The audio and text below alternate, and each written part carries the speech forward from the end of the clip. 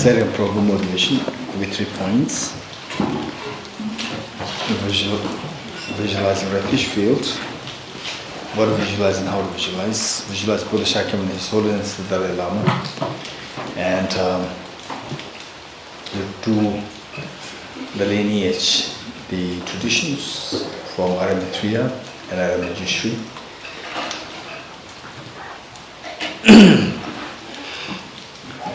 And Bodhicitta feel to your two grandparents and all the sentient beings around you, your children,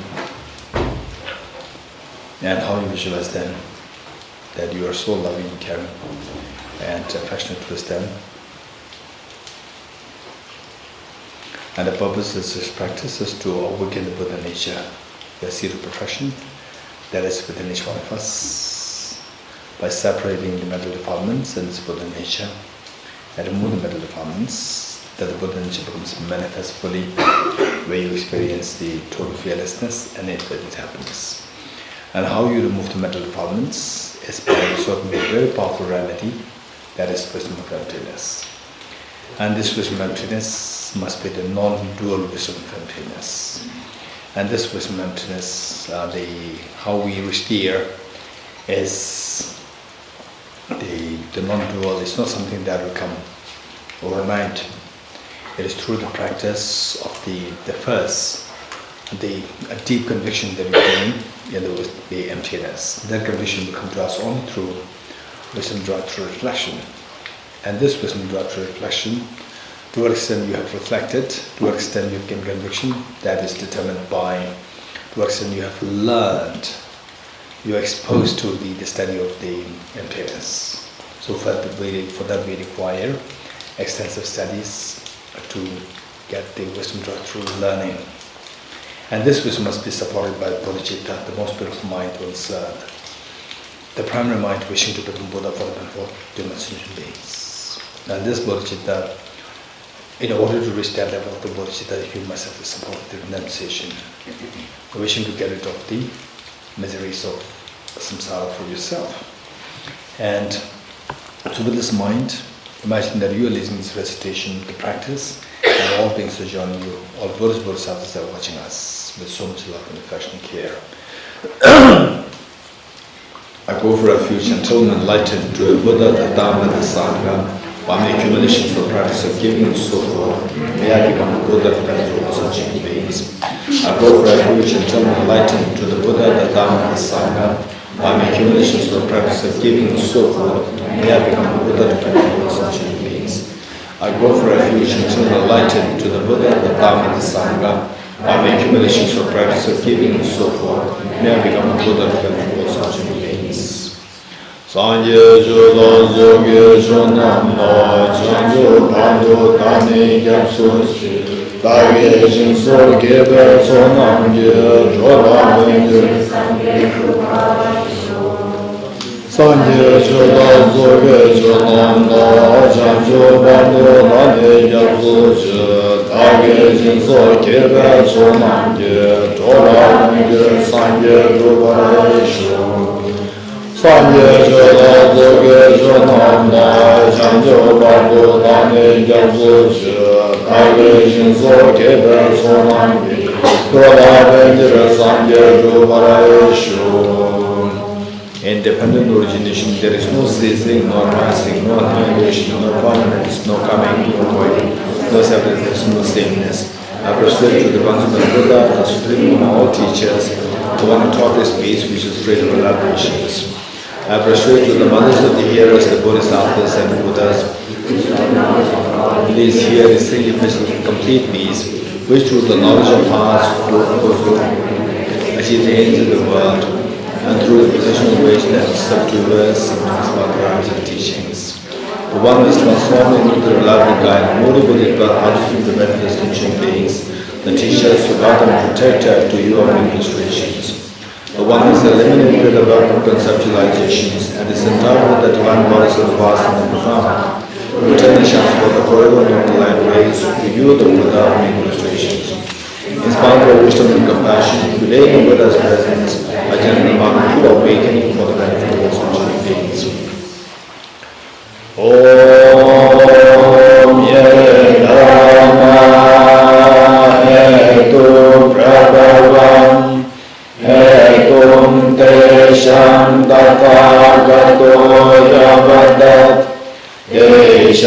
chayo nirodha evam vadi mahashramanaya swaha.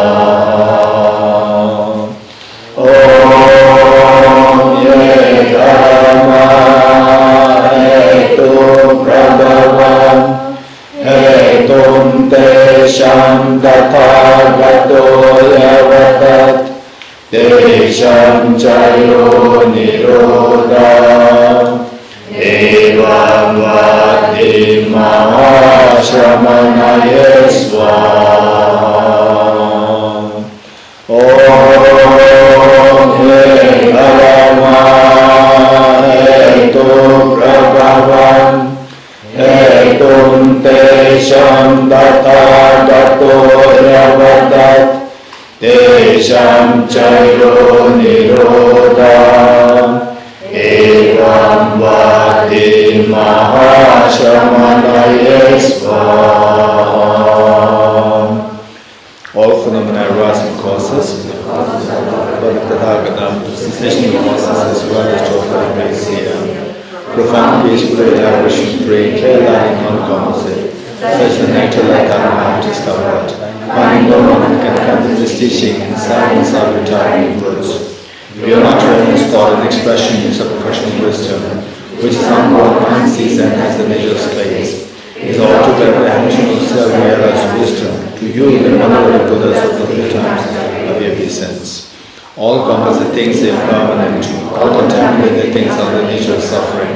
All phenomena are the nature of emptiness and selflessness. Nothing is so as peace. The Guru is the Buddha, the Guru is the Dharma, likewise the Guru is the Sangha. The Buddha is the source of everything wholesome. A good refuge in Guru. By the sound of the vibrant drum of Dharma, we liberate all beings from miseries. I beseech you to kindly remain and give teachings until the end of the expansive periods of years. The Buddha does not watch the negativity of certain beings, nor does it remove their misery sense by sense. His spiritual realizations are not transferred in them. It is by teaching the truth of the suchness that the beings that never go ahead. With four-legged hands, I beseech the Buddhas of all directions to shine light of Dharma, for all Buddha miseries to go. If you are attached to this life, you are not a spiritual practitioner. If you are attached to samsara, you have no renunciation. If you are attached to your own self-interest, you have no bodhicitta. If there is nothing, you do not have the view. Okay, today we'll read the three principle specific part, or we'll read in praise of dependent origination. Where is it? 104. In praise of dependent origination. Okay, this is about emptiness and dependent origination. Again, it's a very succinct. The words by Lord Tsongkhapa. I remember when I was in IBD, Institute of Buddhist Dialectics in Dharamsala. I just finished my we call it Persian class, Persian Paramita class, the class. We completed that. It's for about a total 6 years. Then we had to join the Madhyamaka class, Emptiness.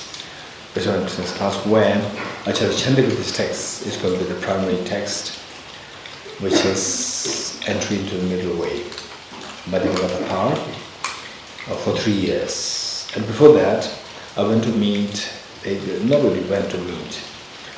First, when I was in South, I was during that break time, I was in South India to receive teaching from one of my teachers, the Geshe Dorji Damdul. And there was one greatly famous teacher in Gandhin Monastery who was a great scholar, who passed away, who was a great scholar, and he was in solitary retreat for many years in Bhutan. And he was being respected as somebody who reached the level of the Bodhisattva's level of path of preparation.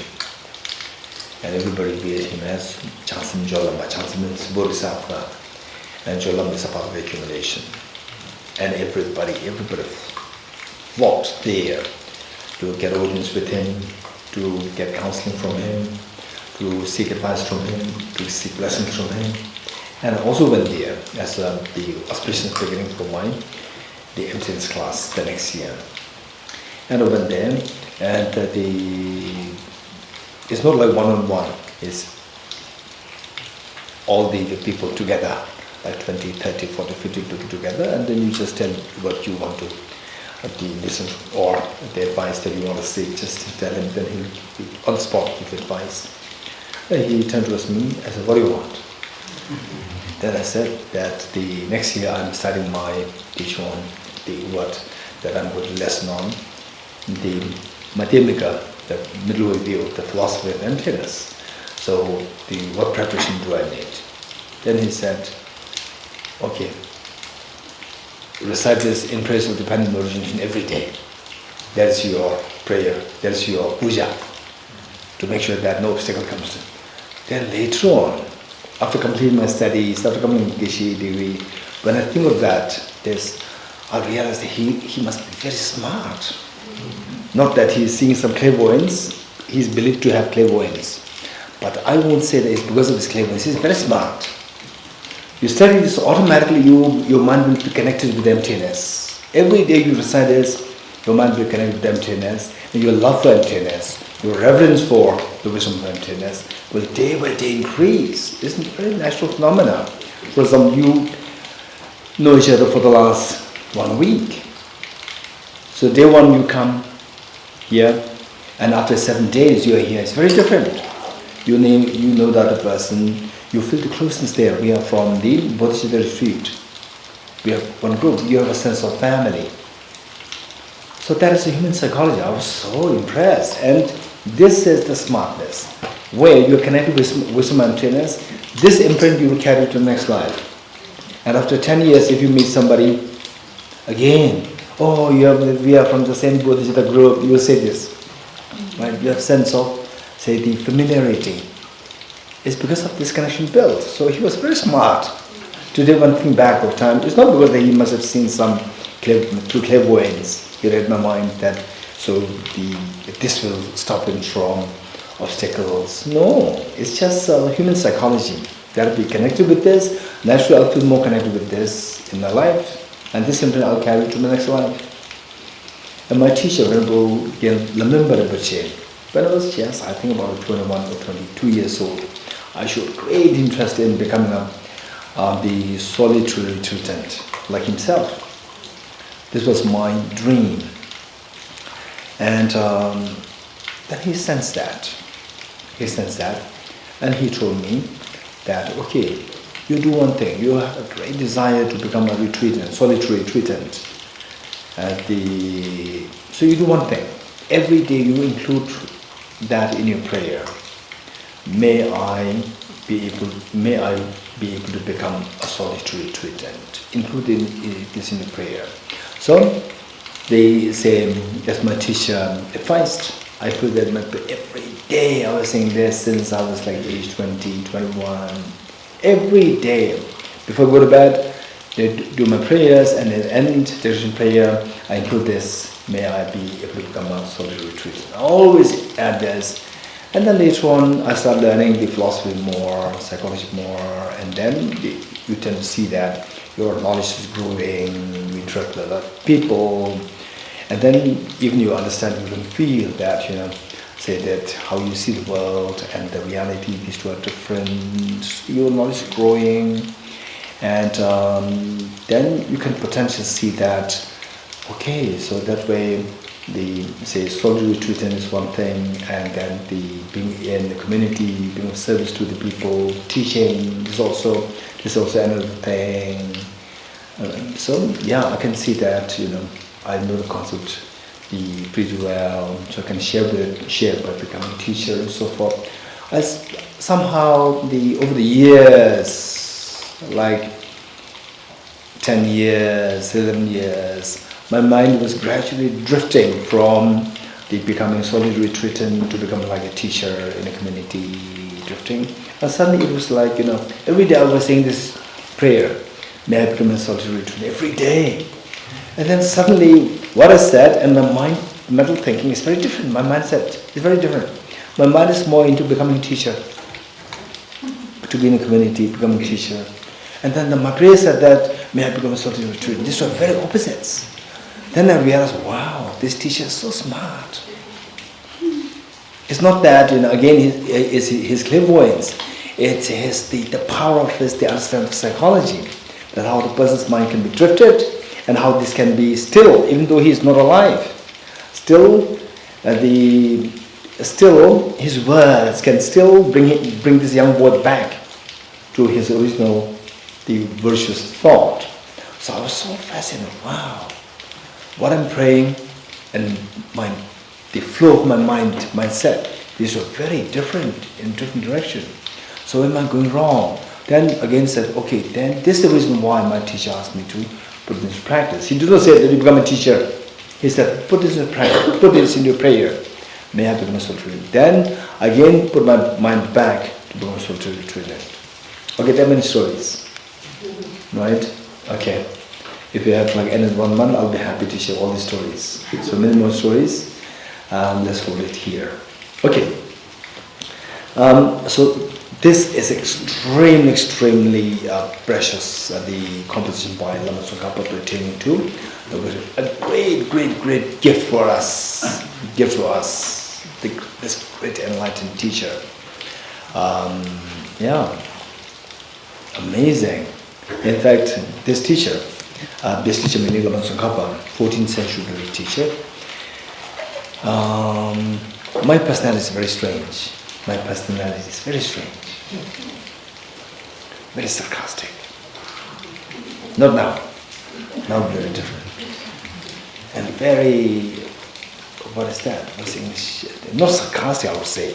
I would say more like analytic, sin-sheltered. Analytic, as what is that English word? What's that? Who can doubt? Skeptical. Yes, not sarcastic. Skeptical. I was very skeptical. Is it true? Particularly when I was in class 9. I was age 15. We were introduced to physics as a separate subject. And then my interest simply flared. The teacher taught us, don't take things for granted. Always ask questions, why, how, which, what, when, where. If you ask these questions, wow, that's amazing. Then I started asking questions. And I was born as a Buddhist, believing in Buddhism, believing in lower karma, believing in this, that, and so forth, believing in blessings. And then I started to ask questions to my elders. And many of the answers, the elders, they did not have any answers. And the lucky that I did not shift my mind to lose faith in Dharma, luckily. And lucky that I did have a teacher, particularly when I was in class 9, Geshe Dorji Damdul. The first teacher who formally introduced to me this, that Buddhist philosophy is very profound. I asked him many questions, and he's trained in Buddhist logic, psychology, and philosophy. So the answers that he gave me were all so rich, very profound, very fulfilling, and that kept me alive into Buddhism. And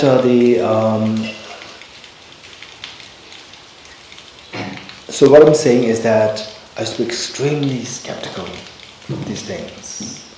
And now this teacher, then I joined the Institute of Buddhist Dialectics, and later I joined the Double Muslim Monastery and studying the commentaries by great commentaries by this teacher.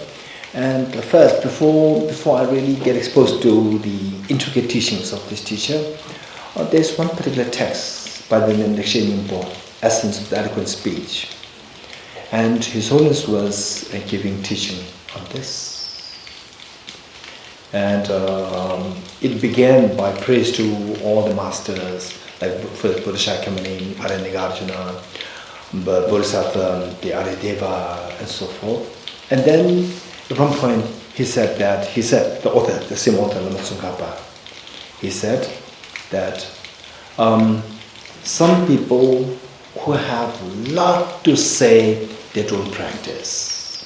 They don't know how to practice. Some people, they practice, but they don't know what they're practicing. Because they've never learned.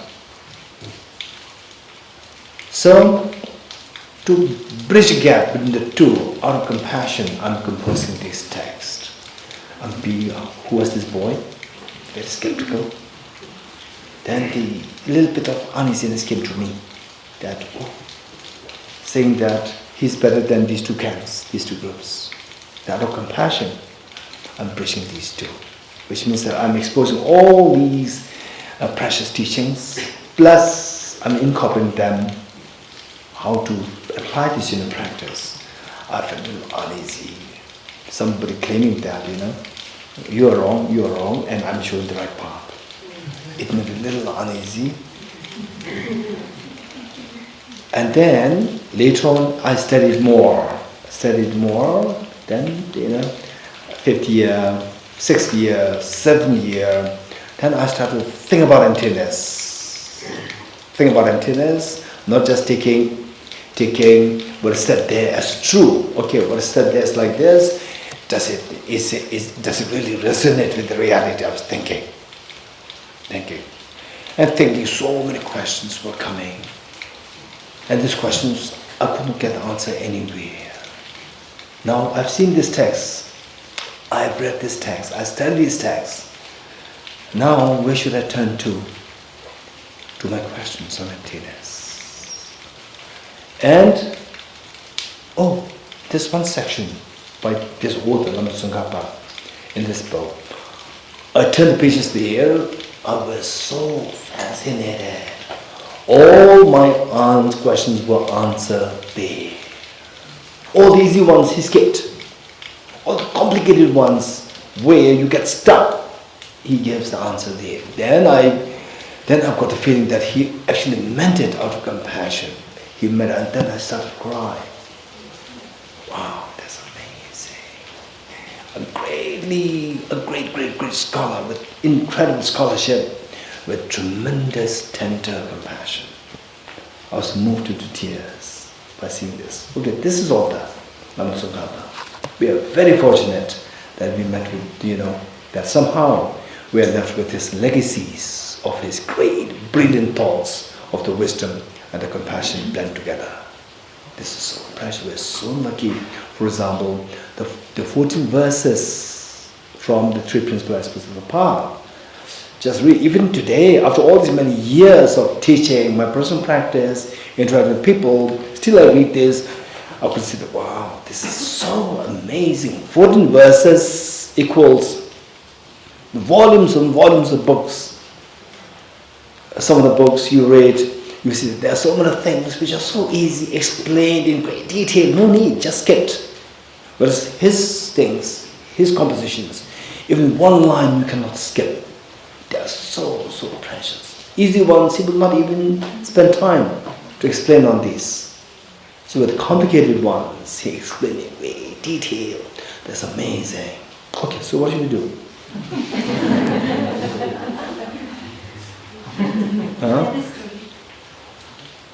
Yes. If you wait 1 minute or 30 seconds, our eyes get used to the darkness, so we can read. Are you sure? Yeah. 1 minute and? 20 seconds. Now it's already done. 1 minute, 20 seconds. Yeah, still 10 seconds left. But if he cannot read, then what should I do? We trust you, and then you failed us. Okay, Ben, the Hansla. Yes, I can read. You can read. Okay, let's go. The Hansla and the Sadhanaji, and the lady there. What's your name? Here in front of the sadhana? Yes. You can also read Yael.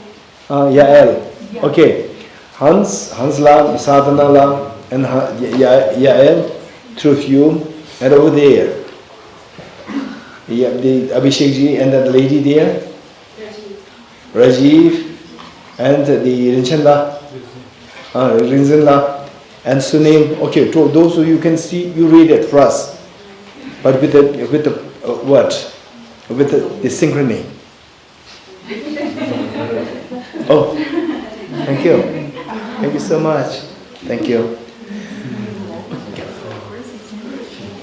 Okay, thank you.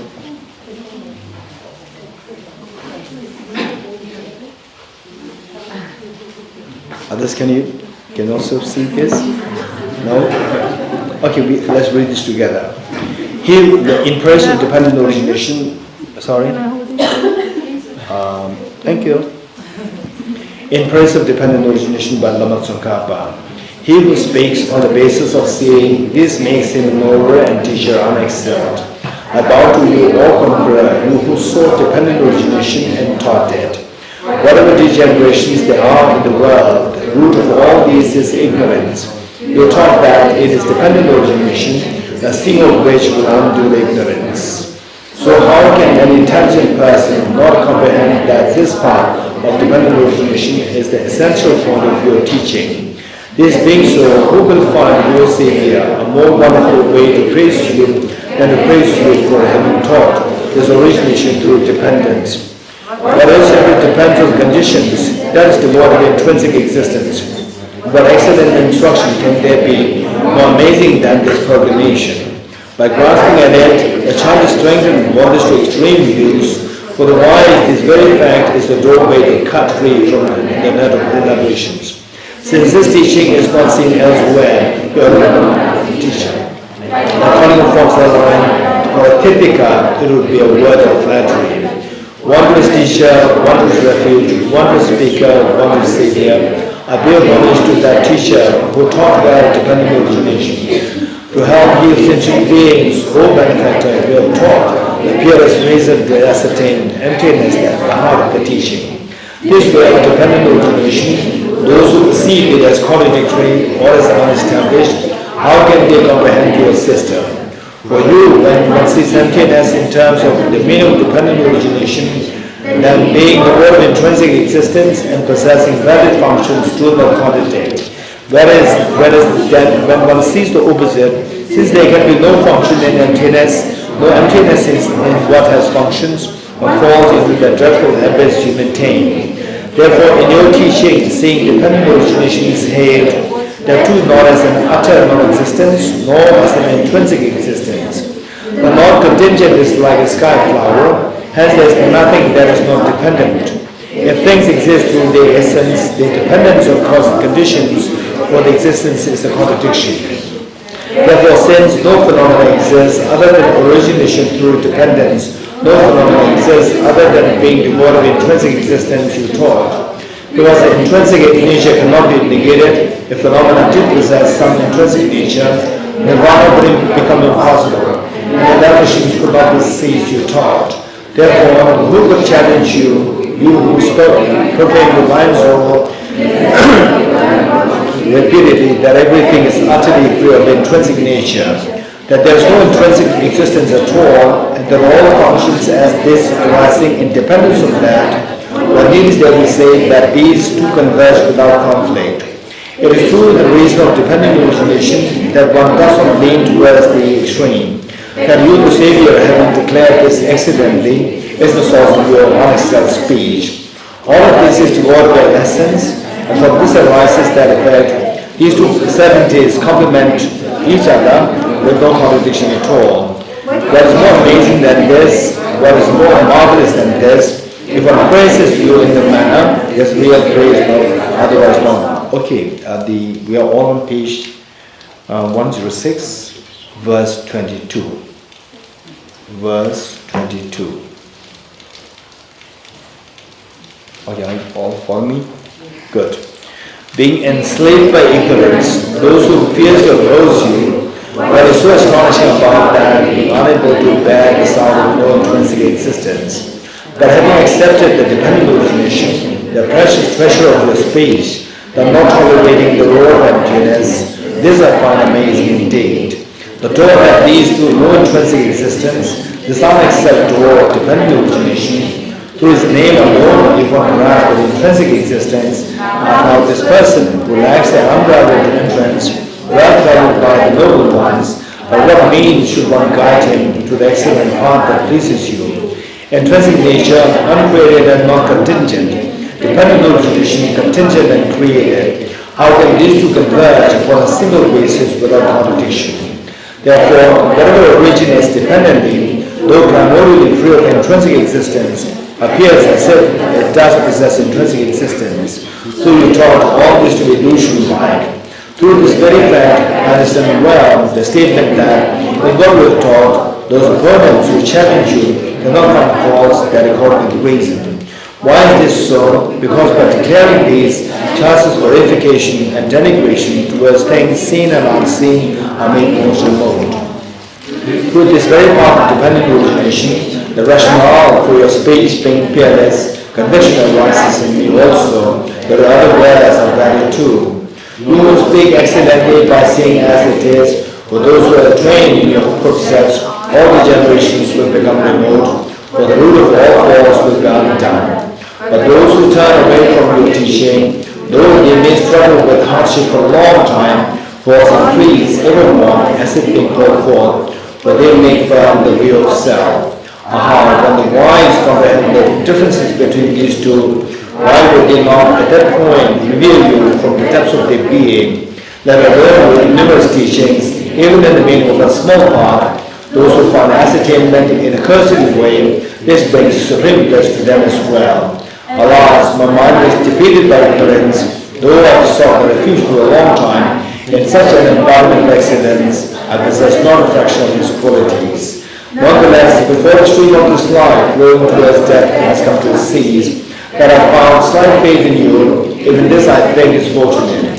Among teachers, the teacher of dependent origination, amongst wisdom, the knowledge of dependent origination, you who are most excellent like the kings of the world, know this perfectly well and not others. All that we have taught proceeds by way of dependent origination, that too is done for the sake of environment. You have no deeds that do not bring peace. How amazing your teaching is such, in whomever ears it falls, that all attain peace. So who would not be honored to uphold your teaching? It overcomes all opposing challenges and is free from contradiction between earlier and later paths. It grants fulfillment of pains to aims. For this way system my joy increases evermore. For its sake you have given away again and again over countless eons, sometimes your body and others your life, as well as your loving kin and resources of wealth. Seeing the qualities of his teaching pulls hard with your to a fish. Sad it is not to have heard it from you. The intensity of that sorrow does not let go of my mind, just as the mind of a mother constantly goes after her dear child. And here too, as I reflect on your words, I think, blazing with the glory of noble minds and hallowed in the light rays, this teacher is a voice of pristine melody, spoke thus in such a way. The instant such a reflection of the sage's form appears in my mind, it soothes me, just as human beings heal a fever's pain. This excellent system, most marvelous, some individuals who are not so learned have entangled it in utter confusion, just like the tangled Babazic grass. Seeing this situation, I strove with a multitude of efforts before out of the learned ones and sought to intention again and again. As at times I studied the numerous works of both our own middle way and other schools, my mind became tormented evermore, constantly by network doubts. The night daily growth of the Nagarjuna straight says, Nagarjuna whom you prophesize, but unravel your unexcelled vehicle as it is, shedding streams of existence or non-existence, illuminated by the garment of the white lights of Chandra's well-uttered insights, Chandra whose stainless wisdom orb is full, who glides freely across scripture space, who dispels the darkness of extremist hearts and outshines the constellations of false speakers. When through my teacher's kindness I saw this, my mind found rest at last. Of all the deeds, your speech is supreme. Within that too, it is this very speech. For the wise who remember the Buddha through this teaching of dependent origination. Following such a teacher and having become a renunciate, and studied to conquer as well as not so poorly, this one who strives in his yogic practices, such is the depth of his reverence to the great seer. Since it is due to my teacher's kindness, I met with the teaching of the honest teacher. I dedicate this virtual truth towards the cause for all beings to be sustained by sublime spiritual momentum. Of this beneficial one till world's end, be unshaken by the winds of evil thoughts, we are always being met by innumerable beings who find conviction in the teacher, understanding the teaching's true nature. May never falter even for an instant to uphold the excellent way of the sage, which illuminates the principle of dependent origination to all my births, even giving away my body alive. But I spent day and night carefully reflecting by what means can I enhance this teaching, achieved by the Supreme Savior, through his strenuous efforts over countless eons. As I strive in this with pure intention, may Brahma, Indra, and the world's God, the protector such as my God, unswervingly always assist me.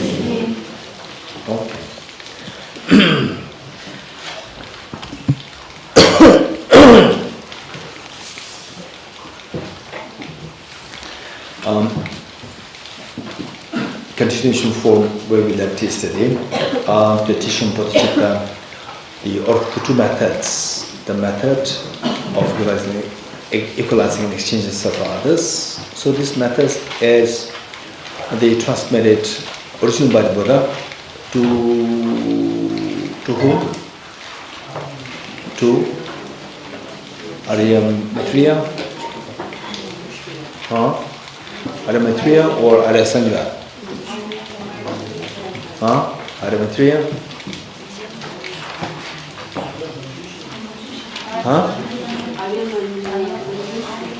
Arya Manjushri. Okay, first Arya Maitreya.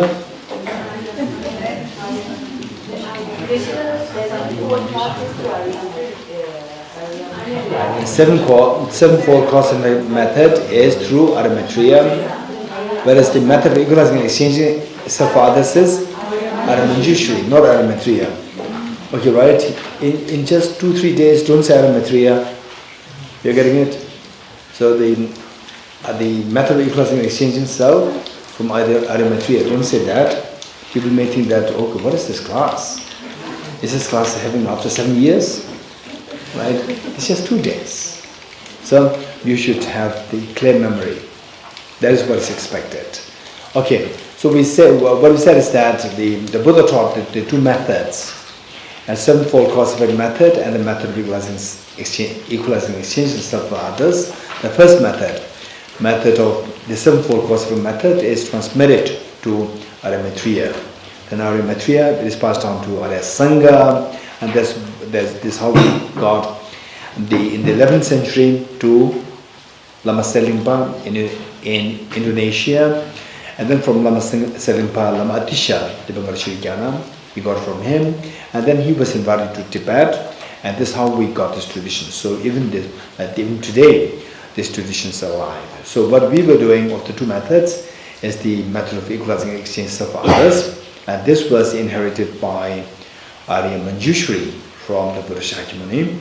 The Arya Manjushri passed it down to Arya Nagarjuna down to Bodhisattva Arya Deva, and then from there again down to Lama Selingpa, then to Lama Atisha, and that's how we got from His Holiness the Dalai Lama. This is how we still have these two traditions confluenced today. So with this mind, how many steps are there for the method of equalizing exchanges of others? How many steps? 9 steps. What are they? Is there anybody who can say this without looking at the notes? Is there anybody who can say this without looking at the notes? Padula? Yes. Number 1. What is number 1? Equalizing self and others. Reflecting on the merits of cherishing oneself. Good. Reflecting on merits of cherishing others. Yes. Taking the suffering of others with empathy and compassion. Very good.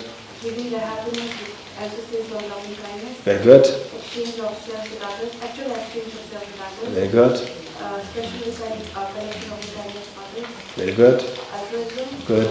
Very good.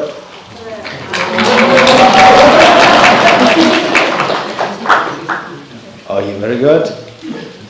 Okay. Anybody else?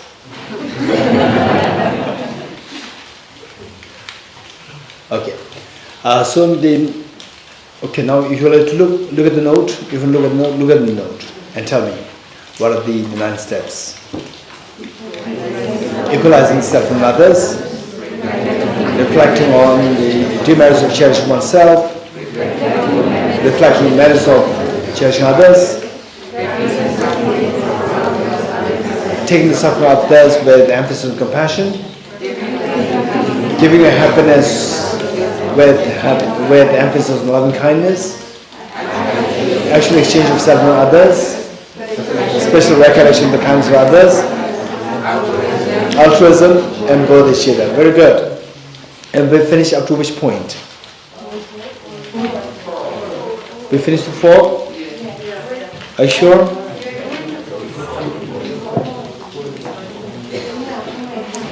We finished the 4th or we finished the 5th one?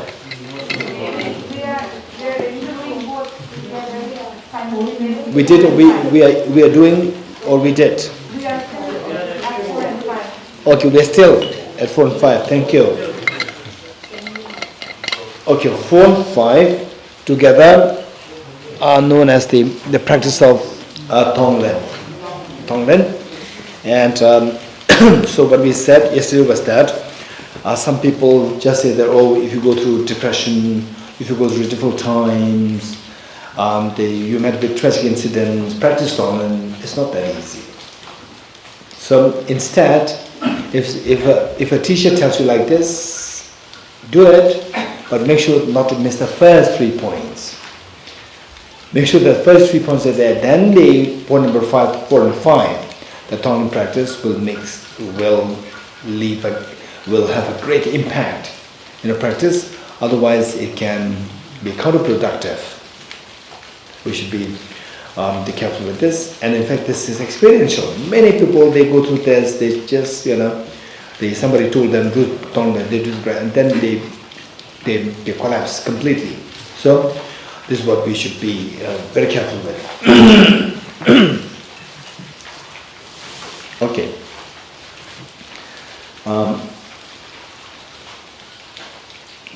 You want to hear a story? Yes. Anybody from Spain with hands? Spain. Okay, Jonathan. Who else? Yes, they are. Your name? Bia, Jonathan. Huh? Pablo, Maria. Okay. I think they left today. Yes. Pablo, Maria, yes, two of them left today. Okay, is there anybody who's leaving today? Okay, no one. I was in Spain. That was many years ago, and those days they say the workload was so heavy, and I hardly get time to eat food. That was the reality. As compared to today, comparing those days to today, nowadays I'm very relaxed. In those days, extremely busy. Hardly having time to even take the food. Okay, I'm not going to elaborate on this. There's so much of stress because of not much time for mentally everything like deadline like this. And I was in Spain for a conference. And my friend, he and his wife and his father-in-law is a great medical doctor, homeopathic medical doctor. And his wife is also a medical doctor. And he is a Tibetan, his wife is Spanish. And the father, of course, is Spanish. And father is a very famous homeopathic doctor. And he said that Geshe-la, I'll take to his father-in-law for checkup, and his father-in-law is very famous. I said, yes, very good. I went there. And then his father-in-law just touched my pulse and he said, you have so much stress. I said, yes, you're right. And he said, don't have stress. I said, okay. And then he said, that don't have stress. You have to practice Tonglen. And he learned all these things, Tonglen and all this he learned. He said, you have to practice Tonglen, right? I said, yes. My friend was so angry, right? How dare that this man is trying to teach a Geshe Laramba how to practice Dharma, right? He was so angry. I said, just cool down. Let him say whatever he likes to tell me. And then he's much junior to me, meaning my friend. He's much junior. So I just controlled him. And then the father was not knowing what was going between two of us. And again he checked it. He says, you have so much stress. I said, yes, I have. Don't have stress. I said, okay. Practice Tonglen. Practice Bodhicitta. I said, okay. Then he became extremely angry. He is almost on the verge to blast at his father-in-law. I said, no, just let him speak what he wants to speak. Because if he knows that I am Geshe, still he is, counseling me. Which means that I'm so happy to see what he's doing every day to his patients. Every day he must be counseling his patients to practice compassion. That is so precious. This is like really healing for me. To see that somebody is counseling others. A doctor is counseling others, just giving prescribing medicines. Instead of that, counseling other people how to practice compassion, how to distress yourself with practice compassion. I'm so happy to see this. So don't blast on him, right? And he said, you have to practice compassion. Yes, I'll practice compassion. Don't have stress. Okay, I'll not have stress. Right? If I say, no, this is not, he would say, no, you should not have stress, and unnecessary, the conflicts will happen. No need to debate. Just, okay, yeah. Okay. So this is, yes, it does help you greatly, the practice of Tonglen, but it must be supported by the first 3 steps.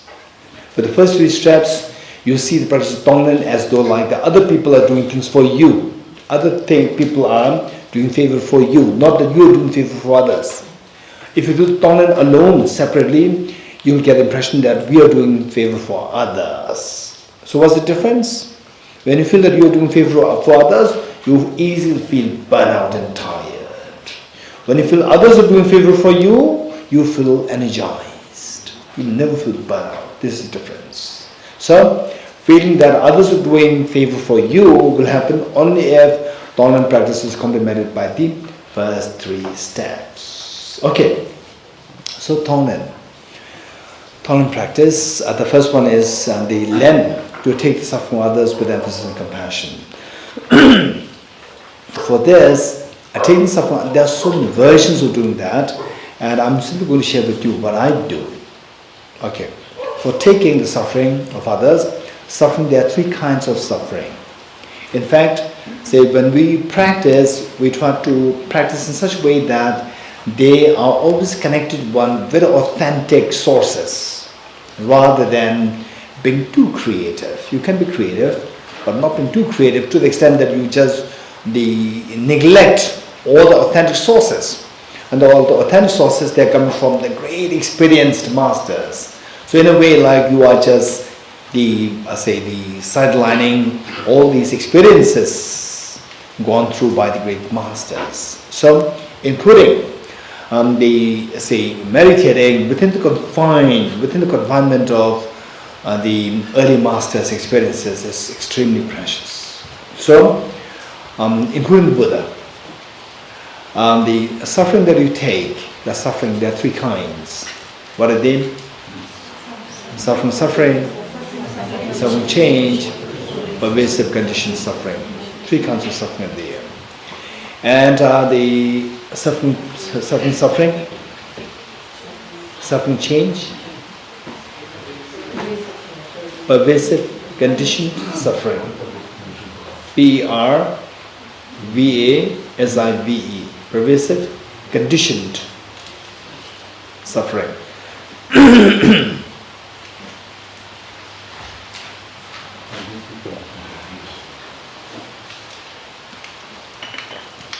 Okay. What is suffering? Suffering.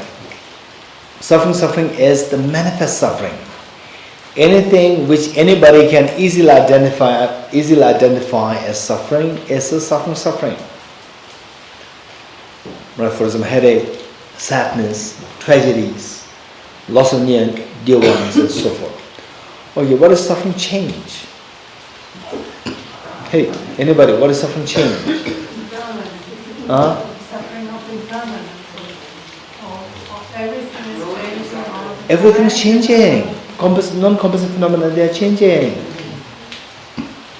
Omala. Non-composite phenomena, they change, not change. They do. Composite, everything which is composite changes. Everything which is composite changes. Very good. But what is suffering? Change? Hey, what is suffering? Change? Headache.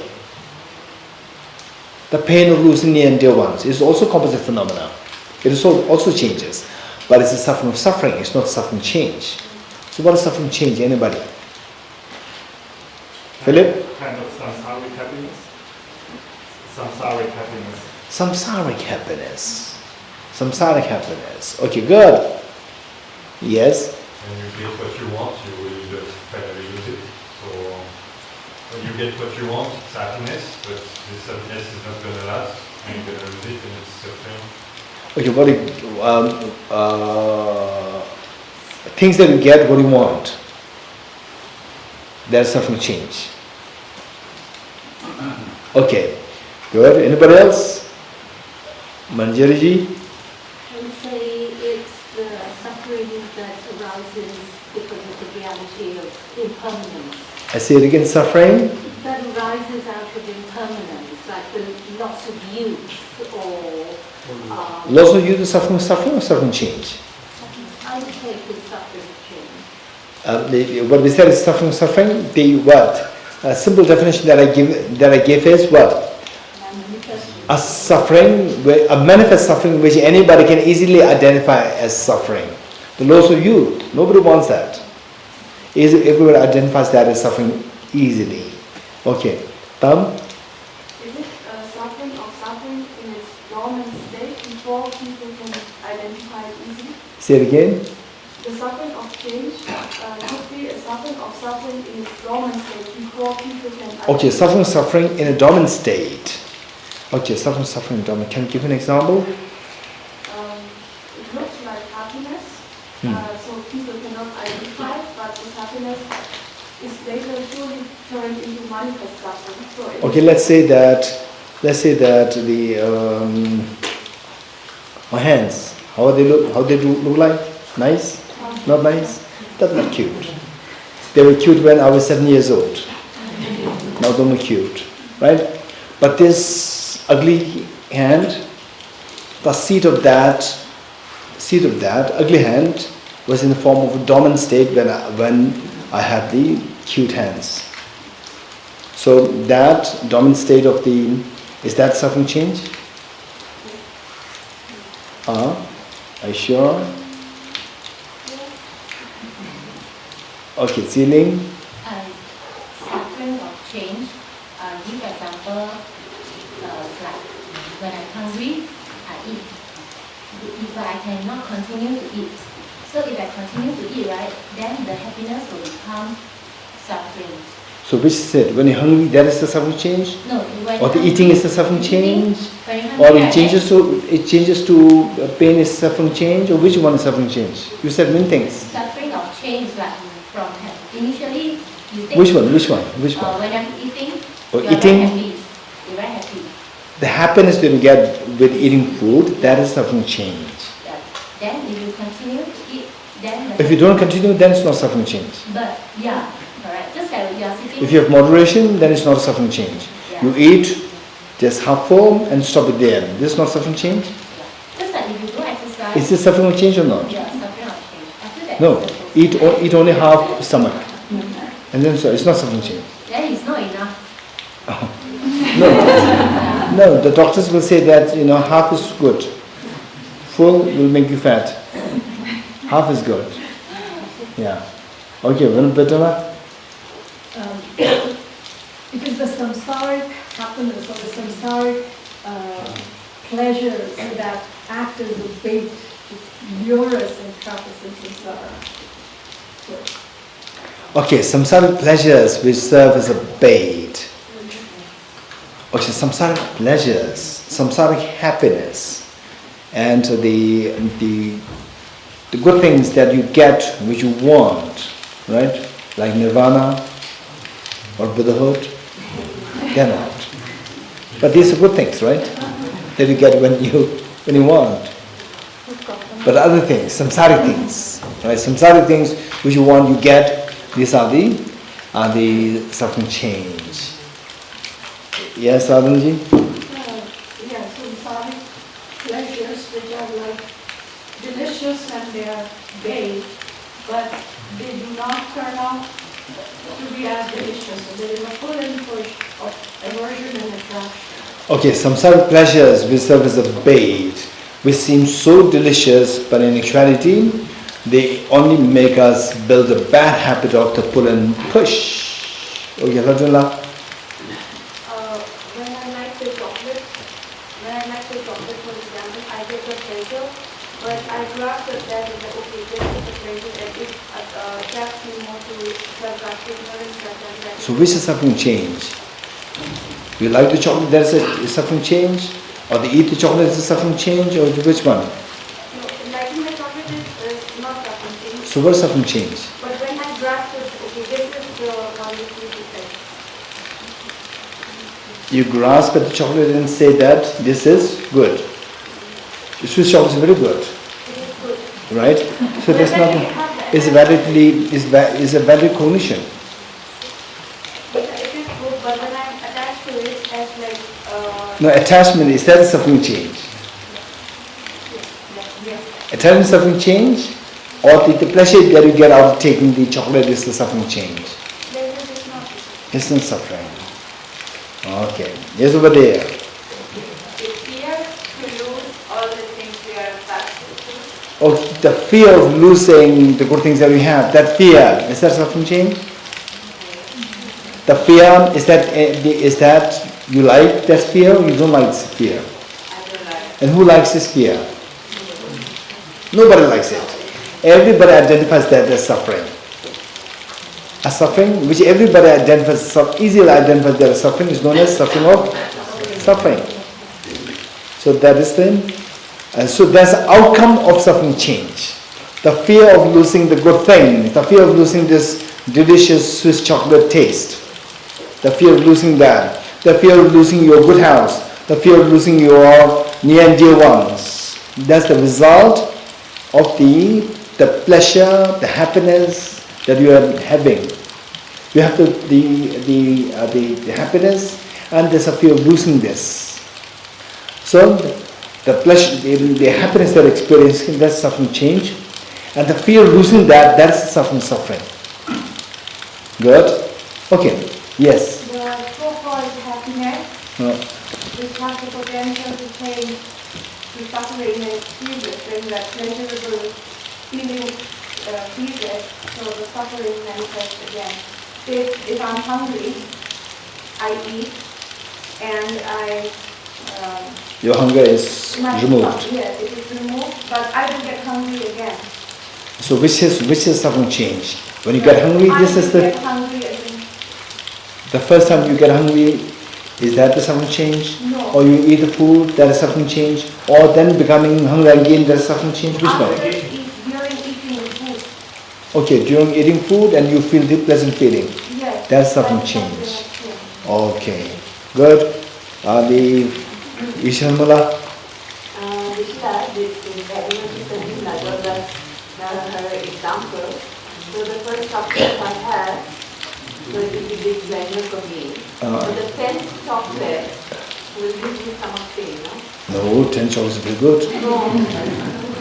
Vishla, 100 chocolates will also give you stomach pain. That's true. 100 will pain, give you pain. 10 is good. 100. Chocolate can, which gives you pleasure, also gives you pain. Yes. So it changes. No, first one you ate, now you're going to eat it again. No, if I... It not give you pain again, because you have already eaten it. Menugaji. There's a famous example Krishna gives, which Oh. I remember. When pleasure turns into pain, like I love momos. So the first plate of momo is a pleasure. And then I get more, second plate, third plate, maybe I eat that also. Then the fourth plate, if I have to really eat that, that becomes a pain. Oh, Menugaji, you can go till the fourth plate.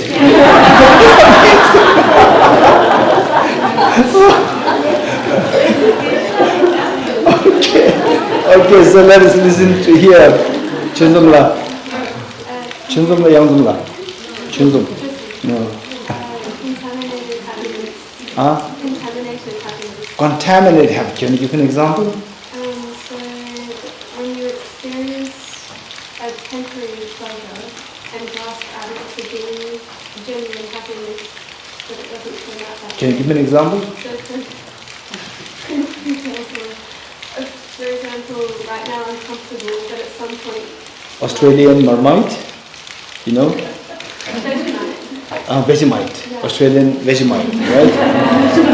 That's amazing. Australian Vegemite is amazing. Amazing. I don't mean to say that you bring that to me, right?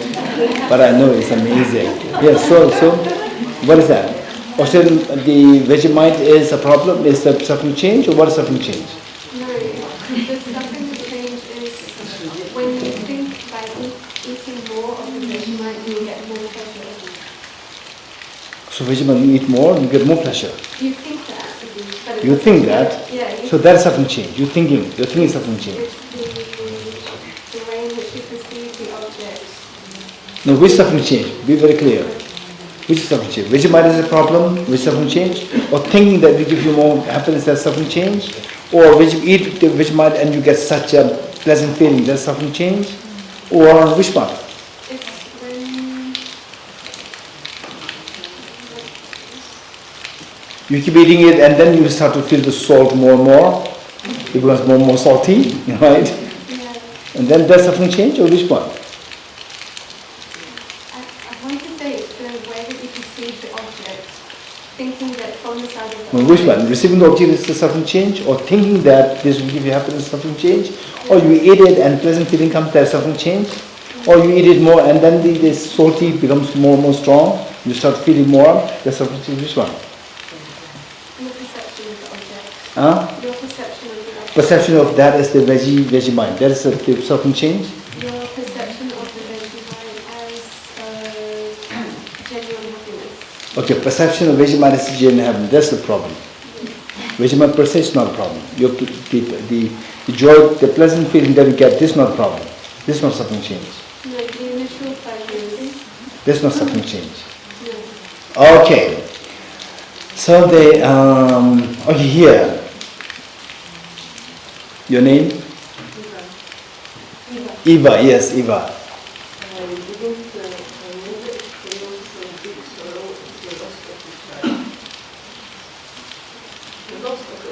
The loss of a child. Yes, yes, yes. Loss of a child, this is acute pain. This is extremely painful. So, who is the child? Each one of us. This is how the parents, they feel so much of pain. You're getting it? Don't just pick up one incident that this parent is being unkind towards the child. Think of the larger picture, you see that parents feel so much of pain. It's amazing, incredible pain. So the child is already like 50 years, 60 years old. And the mother still worries about the child, worries after the child. The pain that the parents feel. So we really need to think of holistically. Don't just pick up one incident and say that, okay, this is the problem, my mother is a problem, you know. Don't think like this. Think of the holistic picture. With broad picture, you see how the parents, they really suffer for their children. They always think of their children. Right? Okay, more to speak on this. Okay, with this, they remember. Okay, yes, anecdote from the Menugaji. Menugaji, this hand. Yes, Menugaji once shared the same anecdote. that she was with her two little sons, now big, two little sons, and they were having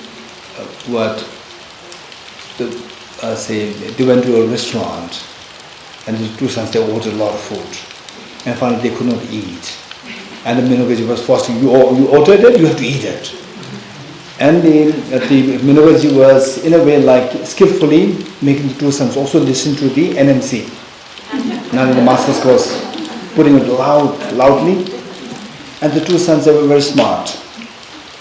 And the two sons, the elder one, what he said was that, Mom, don't force me now.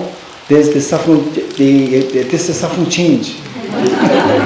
The food was she heard the suffering change through the mothers putting it loud, teaching loudly. So he said, now, Mom, this has become a suffering change.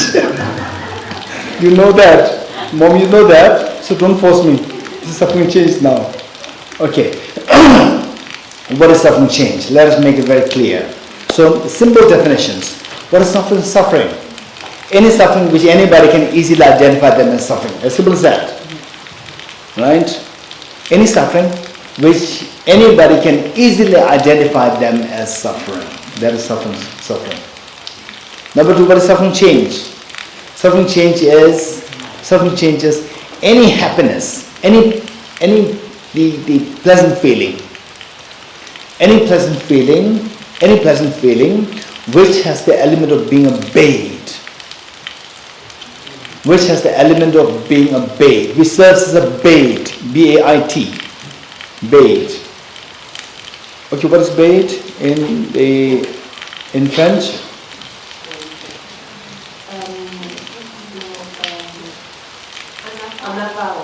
Huh?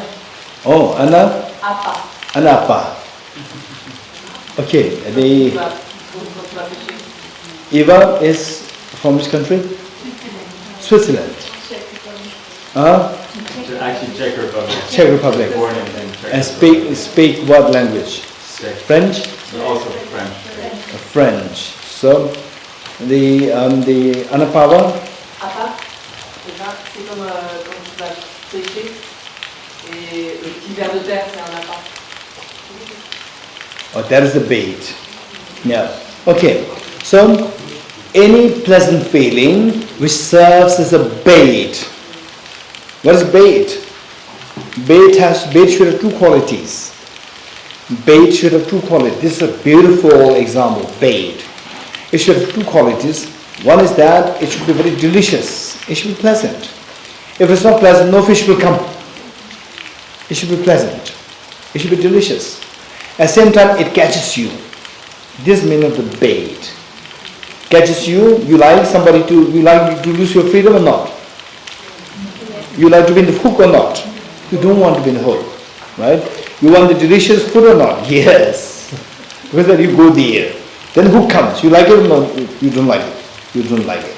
So overall, you like it or not? The hook which traps you with the delicious food, you like it or not? You don't like it. This is what even the wild animals, if they sense that where the food is, there's a trap there, they will run away. They will not even look at the food. If they know that there's a trap there. You're getting it? This is a bait. Even the animals, when they come to know that this is a bait, they'll run away. But if you take the bait, it's very delicious. But there's a hook also there. You're getting it? This is suffering change. Okay. Then what is the third? Pervasive conditioned suffering. Okay. What is pervasive conditioned suffering? Anyone? What is pervasive conditioned suffering? Hansla? Pervasive conditioned suffering, I see it as the way things are at the moment everywhere. Where we live and how we live and what the environment and everything. So pervasive suffering, the pervasive conditioned suffering, what Hansla is saying is that a suffering which pervades across samsara. Across samsara meaning, the samsara, there are three levels. Desire realm, form realm, and formless realm. Three realms are there. So suffering which spreads all over in samsara, that is pervasive. It pervades whole samsara. Where suffering pervades only the desire realm, not the form and formless. Suffering pervades only desire realm, not the form and formless. And the suffering change pervades desire realm and the form realm, not the formless. Not the formless. And if you want to be more precise, okay, first let me put it like this. If you want to be very precise, the form realm is further divided into 4 groups. First concentration, second concentration, form realm, form. Second concentration, third and fourth concentration. 4 concentrations there as the 4 levels of the form realm. Now suffering change exists in the desire realm and also in the first 3 form realms. First 3 form realms, and in the 4th form realm there is no suffering change. And in the formless no suffering change. So suffering change does not pervade across samsara. And whereas the pervasive condition suffering pervades all over in samsara, desire realm, form, formless, all. Therefore, that is known as suffering change. And some of you may be wondering, what examples are there, suffering change? Pervasive condition, oh wait, sorry. What examples do we have for the pervasive condition suffering? That is like our being under the sway, our being under the control of the contaminated karmas and afflictions. Our being under the control, we being under the control of contaminated karmas and afflictions. Another example would be involuntary birth in samsara. Involuntary birth in samsara. So these are and also the contaminated neutral feelings. Contaminated neutral feelings. These 3 things pervade all over samsara, pervade everywhere in samsara. We being under the sway, we being under the control of the contaminated karmas and afflictions. Wherever in samsara you are under control of the contaminated karmas and afflictions. Then, yes, to that Isla. Is that why it's called condition? Okay, why there's a pervasive because it pervades all the 3 realms in samsara. Why is it conditioned? Conditioned meaning that we become the slave. We become the slave of involuntary birth. We become the slave of the contaminated karmas and afflictions. So for example, when we take birth, this is all decided by them. We are the slave. Decided by, conditioned by the contaminated karmas and afflictions. We are conditioned by these 2 things. So does that mean that we are suffering without knowing it? Okay, this is a good question. Okay, yes, it does mean that this is kind of suffering which we don't know. Yes, this is a very good point. The third one is which the ordinary people, until you learn about you learn about how the contaminant comes to afflictions, and particularly how ignorance, self-grasping ignorance, and they make us slave of them. Unless we know that, we are totally ignorant. We even are unaware that we are suffering from the pervasive condition suffering. You're getting it? Okay, good. So now taking suffering part. Okay, first, the suffering, for examples, do we have? Headache, you eat the momos, you getting it? The first momo you eat momo, what is that? You happy or not happy? Very happy. That is, which suffering is that? Suffering change. And then you eat the second momo, 5th, 10th. Then what? Then you happy, not happy? Hey, 10. Okay, the lady there, what's your name? Yes. Mary. So Mary, are you happy? The first momo? Good. 10th momo? So. 20th? 20th not. Oh, do you like momos? Right? So this 50 momos is yours? 50 momos is yours. The 50 momos. It's just for you. Right? So the 10, you're happy. Then 15, no, Geshe, I'm done. Right? No, it's for you. You have to eat it. Then 20th, No, please, no. Then 30th, no way. And 40th, then you puke. Right? Okay. 40th momo is more delicious or the first momo is more delicious? Mary? The first one. First one, keep it last. First one, keep it last. And the 40th one, which is not delicious, we'll eat it first. The first, which is not delicious, we'll eat first. And then when it comes to the 40th, you don't eat the 40th. The first one that you kept, you eat it. Was that? Same. Suffering. You're getting it? So, it is supposed to be giving happiness, but it's now changed to give you miseries. Okay. So, okay, what is suffering of change? Any pleasant feeling will serve as a bait. Will serve as a bait to trap you in samsara. Which serves as a bait, along with the corresponding objects. You getting it? Not only the feeling, but also objects which trigger this pleasant feeling. That is also suffering change. What was the last thing you said? It serves as a bait It's to trap us in samsara, along with its corresponding objects. Along with the corresponding objects which trigger these pleasant feelings. Yes? So we saw the definition of the second type, but we didn't see any examples. The example is yet to give. The pleasant feeling that you get, the pleasant feeling that you get out of the first momo, eating the first momo, along with the first momo, right? Okay. So, then eating the 50th momo, that's suffering change. No, that's a suffering. That's suffering. And the corresponding object is also suffering. You getting it? Okay, so first momo is suffering with change.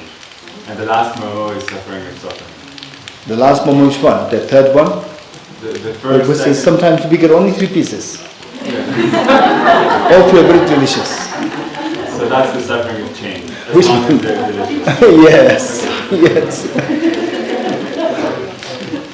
Some people, some hotels, they will give you only 4 pieces. 1 plate means 4 pieces of momo. What is 4 pieces? So therefore, the Manogaji go for the 4th one. 4th plate. Right? Yeah, sometimes only 4 pieces. It's nothing. Some people eat 20, 30 pieces. Yeah.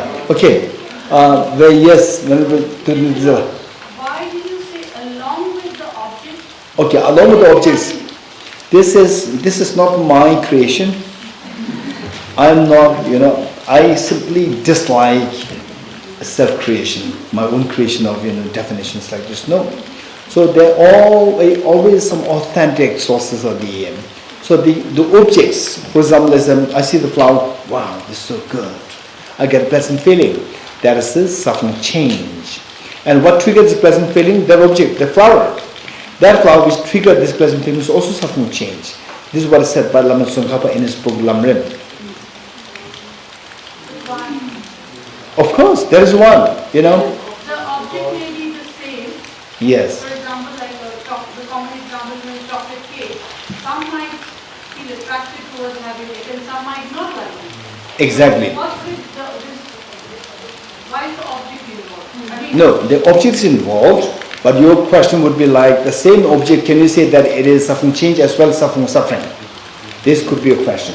So what we can say is that this object, let's say that the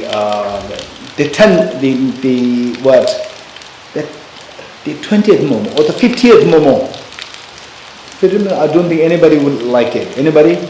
Some people, they can eat 50 momos easily, right? Okay, let's say the 50th momo. 50th momo, I say for you, you look at it and it makes you throw up. And another person who's coming with the empty stomach, seeing your 50th momo, for him or her is the first momo. For him is suffering. No, suffering change, and for me that is suffering. That's fine. It's in the context of the isolates. With respect to me, it is suffering change, suffering. With respect to somebody with the empty stomach, that is the suffering change. Good? Yes, Arvind. Would it apply to happiness also? Yes, of course, that is happiness. Feeling of happiness. Yes. Feeling of happiness, in other words, say what I said is that any pleasant feeling or any feeling of the pleasantness, any feeling of happiness which serves as bait to trap us in samsara along with their corresponding objects. This is what I said. And if you want it even shorter, any mundane happiness, any contaminated happiness, that is suffering change. Yeah. Okay, now taking the suffering of others with emphasis on compassion. Yes. In suffering from protective condition suffering, you gave an example of contaminated neutral feelings. What is that? Okay, good question. In fact, say we have the unpleasant feelings. Unpleasant feelings exist only in the desire realm, nor in the form and formless realm. The pleasant feelings, contaminated pleasant feelings, exist in the desire realm and the first three form realms, not in the formless and the fourth form realm. So that the pleasant feelings, contaminated pleasant feelings, that is suffering change. Now we have three kinds of feeling. What are they? Unpleasant, pleasant, neutral. So neutral, contaminated neutral feelings, they exist in all three realms. So therefore they are pervasive. They pervade all three realms. That is known as a pervasive condition, suffering. Contaminated, therefore it is suffering. Yeah. And that serves as the foundation for all the other sufferings. It conditions the other sufferings to arise. Yeah. But you got, yes. Is it called conditioning because the suffering is the condition for suffering, or is it being conditioned? Okay. That's a good question. Conditioning of being conditioned. Okay. Let's say it conditions, they condition us to be in samsara. They condition our destination. For example, the pot, the clay pot, what shape, what color the pot is going to assume is determined by the potter. So the contaminant karmas and afflictions, they condition what kind of birth we'll have. Whether we are happy, unhappy, long life, short life, all determined by the contaminant karmas and afflictions. They decide. So we are the slave of these. Yes, Abhishek ji? Just a question about, I guess, suffering of change. Yes. I think I seen whatever you said, but example, for a mother holding in joy a newly born child will be a suffering of change. Okay, what do you think? Say, mother holding the day one old child, that's tremendous joy there. So this experience of joy, is that a suffering change? The answer is yes. Answer is yes. Yes, answer is yes. And another thing, that very important point that I'd like to share with you is that, let's say that, okay, let's say now most of us, we are already now okay with the iPhones. Otherwise, when the iPhones first came, like iPhone 4, 5, 6, most people don't have the iPhone, right? When you see iPhone, it attracts, it pulls your mind. Yes? Be very honest. Or Gucci, or Chanel, Louis Vuitton. What else? What else? So they just see it, they pull your mind. You're getting it? They pull your mind. Okay. Say, when you pull your mind, what's that? A pleasant feeling comes, or what feeling comes?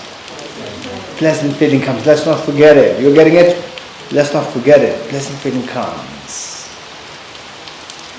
Compare this with You see, like for example, let's say instead of the flower, you see the nirvana or Buddhahood. The Buddhahood, right? You see the Buddhahood, again the pleasant feeling comes. These two pleasant feelings are very different, qualitatively different. Right?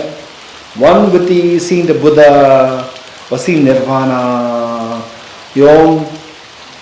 this mental turbulence subsides.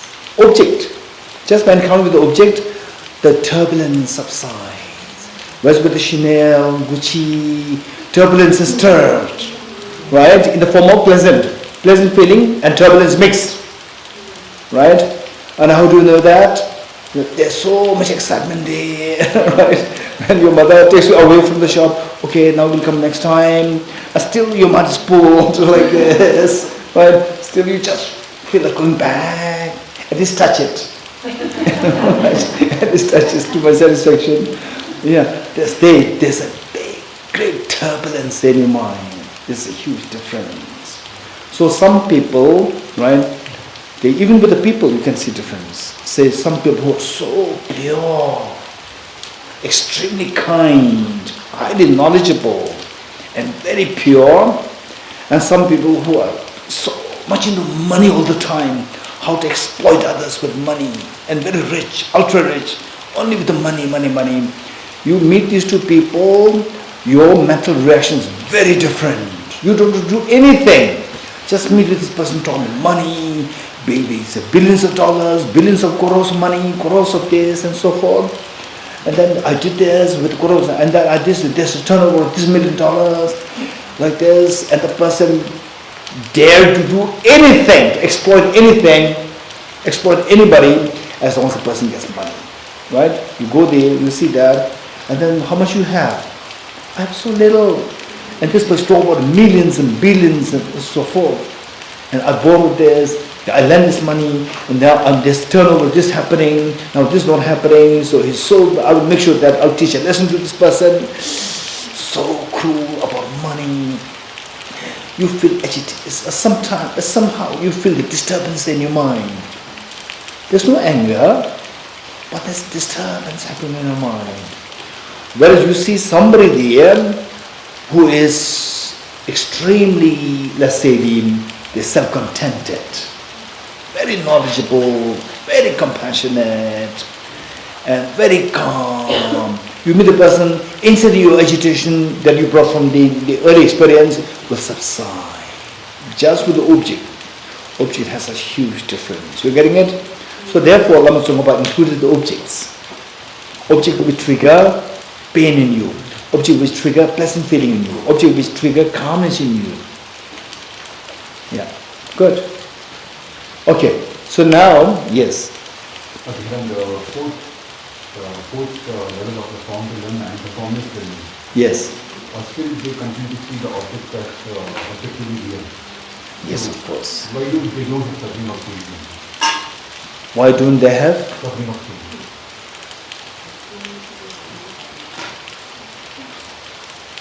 The fourth concentration, which means the fourth form realm. Fourth form and the formless. The formless, they have appearance of objective reality. So why they don't have suffering of feeling? Okay. You have the perception of the objective reality and believing that to be true. That is a part of the pervasive conditioned suffering, not the suffering change. So, because of that, they cannot get out of samsara. Seeing things objectively real and believing them to be true, that traps them in samsara. So that is, that is the same to all the three realms. So that is pervasive conditioned suffering. It's not suffering change. So they don't have suffering change. Because of suffering change, for more evolved beings who are more into meditative experience, they could see that even the pleasant feelings also disturbance. As I said earlier, it gives you disturbance. When you think about the emptiness, the mind subsides, that turbulence subsides. What we call as pleasant feeling, seeing the cheesecake, pleasant feeling comes, there's a disturbance accompanying that. Now when you go deeper into meditation, then you see that this is also a disturbance. So they come down this disturbance. So a pleasant feeling for us, this is what I like to have. But more evolved people, this is the same, what is to be shunned, what is to be discarded. Good? Okay. Yes, last question. When you say Landa, you say neutral feeling. Yes. Neutral is unbiased, right? Okay, neutral has, okay, that is, yeah, good point. Neutral has many connotations. Neutral has many connotations. And there is equanimity. Equanimity has many connotations. Say, equanimity pertaining to your, say, to emotions. Equanimity pertaining to a feeling. Equanimity pertaining to your application. Pertaining to emotions is like, oh, I'm attached to this person, I dislike this person. One is pull, one is push, you're emotionally. So whereas third person, okay, it's fine, so, neutral. So I'm feeling of equanimity with respect to the third one. That is the emotional equanimity. Second one is the equanimity in terms of the feelings. Say, when I'm in compassion, I feel happy. When I think of somebody who abused me, I feel unhappy. So when I think of something else, just like a house, it's a neutral. That is equanimity with respect to the feeling. Then the equanimity with respect to the application. For example, in meditation, you are advised to keep track.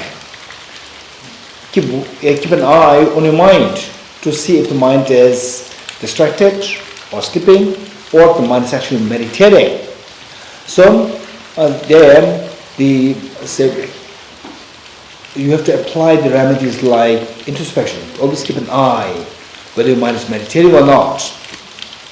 So when your meditation is going so well, very smooth, then it is advised, don't apply the application anymore. If you apply the application, that becomes disturbance. For example, Lakshmi, right? Say Lakshmi, let's say that you are in your class 12 and you are not studying at all, and your parents say, hey Lakshmi, study, and you hold the book, and again you let it go, again you go to the mobile, right? Mobile games. And again the mother comes, hey study, again you leave the mobile and pick up the book and study. And at one point you study and you start to understand it. You understand it and then you find joy in it. So what happens? Then you don't touch the mobile anymore. Right? Your mind goes deep into the studies. Not only that, you are really getting the nuances there. If your mother comes after every 2 minutes, hey, Lakshmi, I'm studying. Your mind is going deeper and again comes on the surface because your mother, are you studying? Again go down a little deep. Again mother comes, again. You cannot go too deep. Why? That's because of the mother's introspection too often. When you're doing too good, don't apply the introspection anymore. Keep the introspection at the level of neutral. Don't apply. This is known as the equanimity of the application. 3 kinds of equanimity. Neutral always doesn't mean what did you say? Neutral always doesn't mean something very positive, unbiased. It's not. It has many connotations. So if the neutral feeling is just a feeling, okay, what are you feeling now? Neutral. Neutral may not necessarily be like virtuous, non-virtuous. Even the pleasant feeling can be virtuous, non-virtuous, or neutral. Even unpleasant feeling can be sometimes virtuous, sometimes non-virtuous. So on the feeling level, it's very different. Yeah. And even neutral, there are many other neutrals. Even the electricity, there's also neutral. You know that? Electricity, the lines, electrical wires, one is positive, one is negative, one is neutral. Right? There are many neutral. Right? Don't understand neutral to mean only one. It has many connotations. But you're good. It's already in 30. Right? Okay, we'll stop here.